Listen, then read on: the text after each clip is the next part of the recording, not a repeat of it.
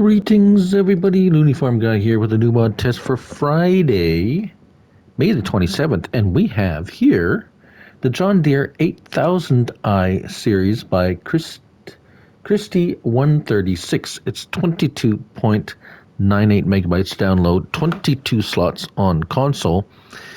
And it is not the same one that we got just recently. Well, obviously we have some interesting choices here. This has been kind of tricked out by myself. Where do we find it? Well, forage harvesters. Here's the one we got recently, the 9000, but this is the 8000 series that we got. That we are reviewing in this video here today. It is a standard forage harvester, as you can see. And well, let's just take a look at it here. Configurations. You have up top. Let's start with the horsepower. 380 base horsepower, variable CVT transmission, 1,500 liters of fuel, 24 miles per hour traveling speed, 20 liters of the silage additive can be added, and so we have a choice of pipe length. Middle pipe is what comes with, but you can have a short pipe for no charge, or you can add the long pipe for $3,000. Not sure how much. If you're towing a trailer, any one of these pipes will actually suffice for the most part. So wheel brand, here's where it gets interesting. We have our choices of Michelin, Trelleborg, Midas, BKT, Vertestein, Michelin again. So in Michelin, we have the standard 2, wide 2, and tracks. Yes, tracks. And back to standard.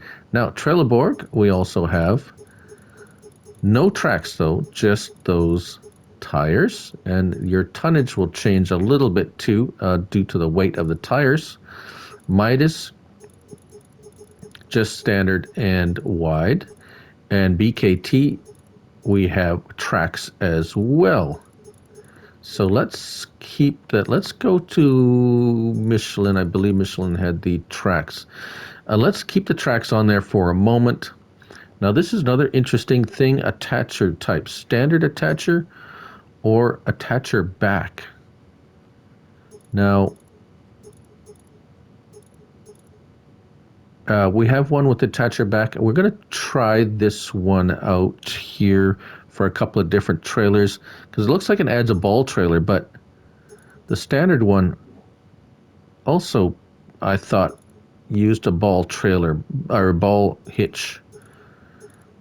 I think actually the one we have out there has the attacher, so we're going to get into one and we're going to try those out. Engines set up. So you have the 8100i at the 380 horsepower.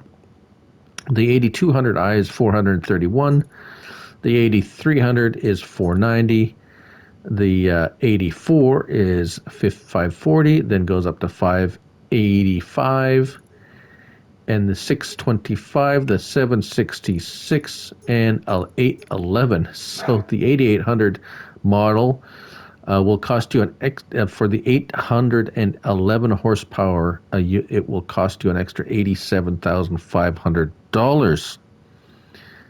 Now, just a note, unless you're climbing a lot of hills or something like that, you probably could go with just the 380 horsepower one and be just fine, as I do have one out in the field working and it works just fine. So just a side note there. Now, main color, here is another interesting thing. We have all of these choices for the main color. Let's make it, I don't know. Let's go with a blue, just so you can see that will change the color of the main body of the harvester. Design color, we're going to make that pink so you can see, and basically all that changes is the rear hub, or I would imagine, hold on, tracks, yes, the center hub, but it does not change the green on the tracks, which is, although the little tiny dot there, Yeah, that's just a dot. So if you go with wheels, you'll get that center hub changed to the design color you wish, like so, or orange, or gray, or JD green if you want, or pink again. Right, so rim color, now here again, you can change it to blue, yellow, bright green, perhaps, if you want. And then, of course, the tracks does not change any color on the tracks. So if you're going with tracks, you're going to be stuck with JD green and yellow. Just saying. And of course, the license plate choice. Right. So this one has the two. Let's just go in there and buy a standard one because it doesn't have that. And now we're going to buy a couple of trailers. We're going to get a pin hitch and a ball hitch. When you're inside, there isn't any extra options, no windows or doors opening or anything and closing. It is a very nice and basic unit. It's not going to mess up with trying to open and close any opening. Just it's not going to interfere with any equipment you may have attached. So as you can see, it hooks up to the pin hitch now to a ball hitch. No. So there you go. That is, I believe, the difference here. It adds a ball hitch. Now, as you can see here, this is the additional hitch option, and it looks like there's a ball there. Lights and beacons, there we go, just so you know. Signals. And if I go up to this ball hitch trailer, there we go. And it hooks up right to that ball hitch on the bottom. So that is what kind of distinguishes this, maybe perhaps from some other forage harvesters, is if you have a ball hitch trailer that you would rather use behind one of these, then now you can, no problem. Universally fits, hooks to any trailer. Now, as for the silage additive, it holds a standard 20 liters. I have a silage additive tanks here. Fills up just like so. Right, so let's park this. If this is, one thing I have noticed, if you don't have anything on this or whatever, it tends to go,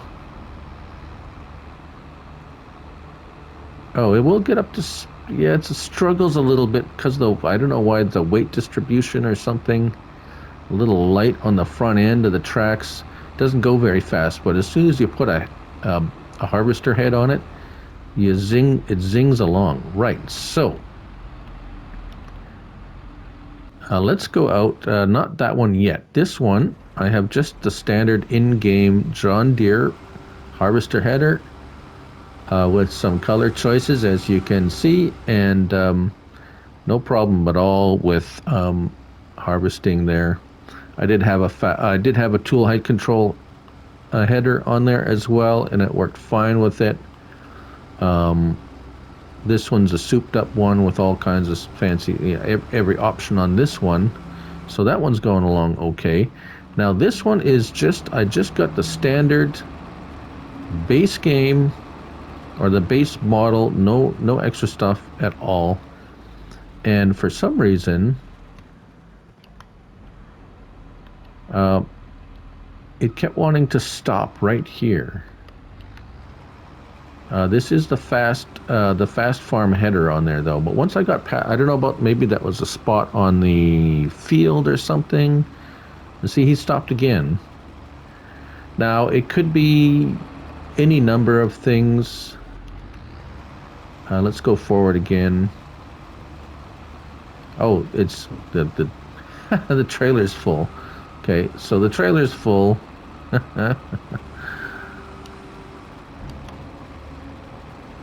But it wasn't full before at the end. He keeps stopping at the ends for some reason, so I'm not sure. Like I said, not exactly sure if it may be a mod conflict or something like that. So I wouldn't be too worried about that. I would keep an eye on it. Like I said, with the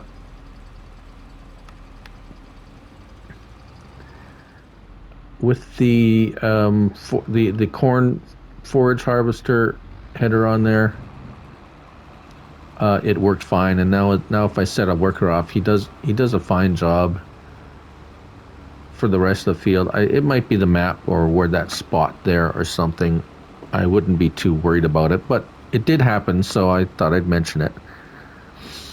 And as you can see, the base horsepower, the 380 something horsepower, works just fine with the attachment plus pulling a trailer. So I wouldn't be too concerned about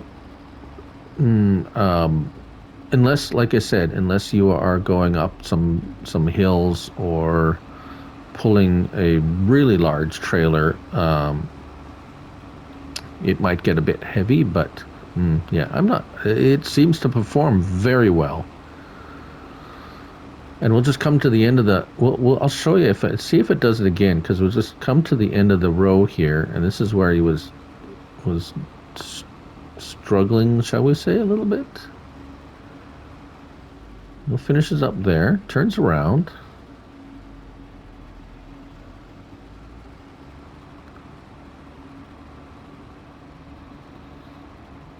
And doesn't mind the shed there, so that's fine.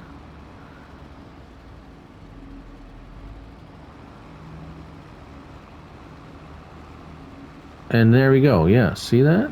He just stops. No indication that he's finished the field or the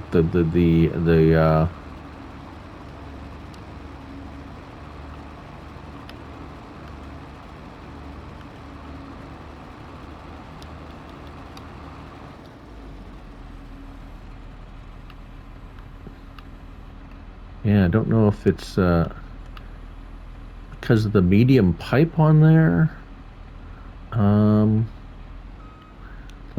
Let's try something. I wonder if the pipe is too long for the trailer.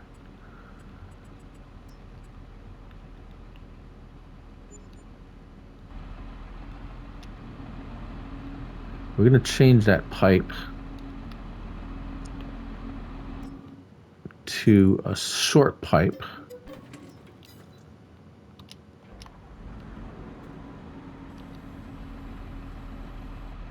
And hire worker. No. Completed their task.